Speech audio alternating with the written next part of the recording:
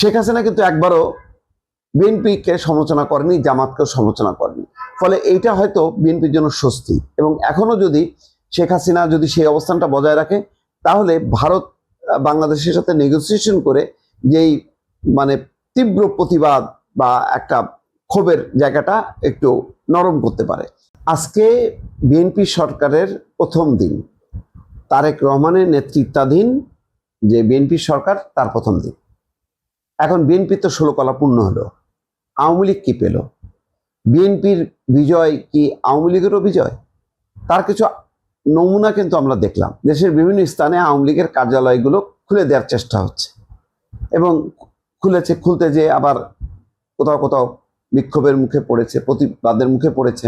এর কারণটা কি? কারণটা হলো যে নির্বাচনের সময় বিএনপি, জামাত, এনসিপি সবাই আওয়ামী লীগের ভোটারদের দ্বারে দ্বারে যে বলেছে যে আমরা তোমাদেরকে রক্ষা করব, পুনর্বাসিত করব। এখন নির্বাচন শেষ, এখন তারা মহা উৎসাহের সঙ্গে এই কাজটি করছে।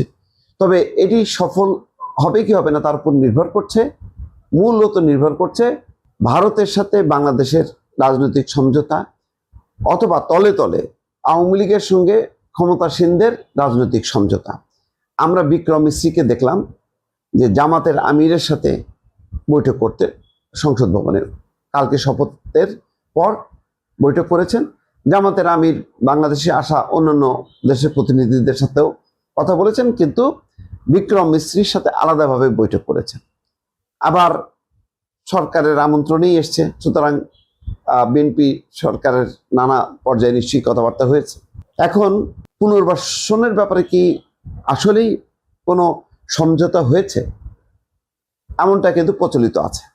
এখন সেই ক্ষেত্রেই কি ডক্টর খলিলুর রহমান একটা প্রাইজ পেলেন কিনা, নতুবা তার এই পদে আসাটা, পররাষ্ট্রমন্ত্রী হয়ে আসাটা কিন্তু যথেষ্ট বিতর্কের একটা ক্ষেত্র তৈরি করেছে। কিভাবে করেছে?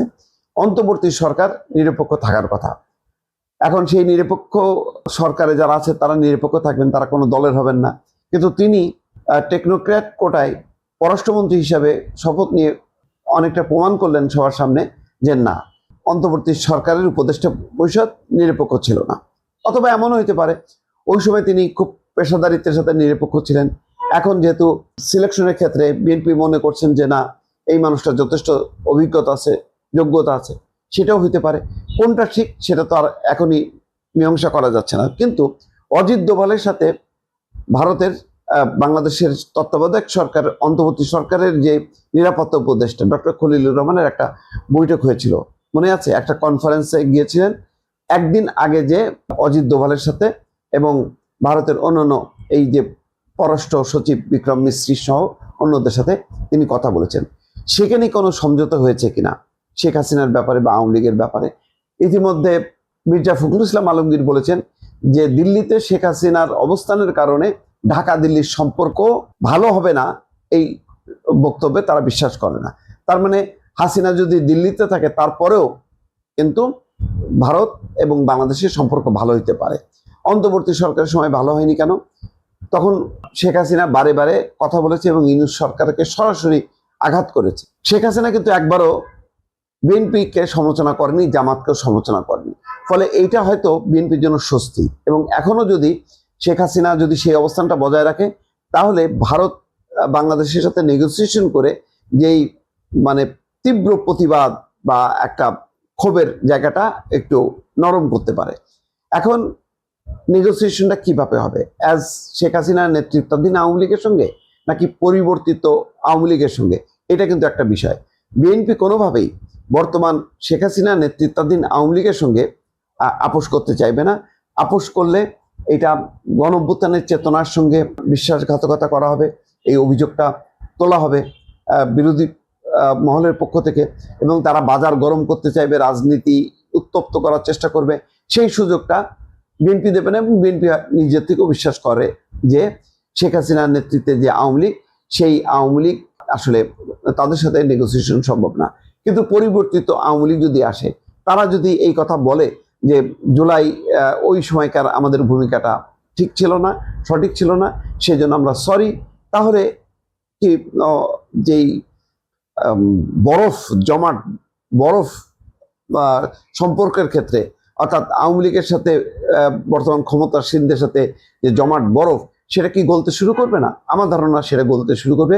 হয়তো সেই ধরনের কোনো নেগোসিয়েশন ভারত এবং আমেরিকার জয়েন্টলি একটা হয়েছে যে না, আস্তে আস্তে স্থিতিশীলতা রাখতে হবে, কারণ গণতান্ত্রিক দল হিসেবে যদি প্রত্যাবর্তন না করে তাহলে বিএনপি একার পক্ষে জামাতের মতন ধর্মীয় রাজনৈতিক সংগঠনগুলোকে মোকাবেলা করা কঠিন হয়ে যাবে। ফলে এখানে বড় বড় গণতান্ত্রিক শক্তির উপস্থিতিটা জরুরি বলে ভারত এবং আমেরিকা জয়েন্টলি মনে করতে পারে। আমেরিকা একটা ধাঁধার মধ্যে ফেলেছে। আমেরিকা প্রচার করেছে যে তারা জামাতকে চায়, আসলে ভেতরে ভেতরে তারা খলিলুর রহমানকে দিয়ে নেগোসিয়েশনটা করিয়েছে এবং তারা আসলে বিএনপিকেই চায়, কারণ বিএনপির দর্শনের সাথে আমেরিকার দর্শনের মিল আছে। জামাত যেহেতু একটা ধর্মীয় রাজনৈতিক দল, তার সাথে অনেক বিষয় তাদের দ্বিমত আছে, বিশেষ করে ভারতের তীব্র আপত্তি আছে।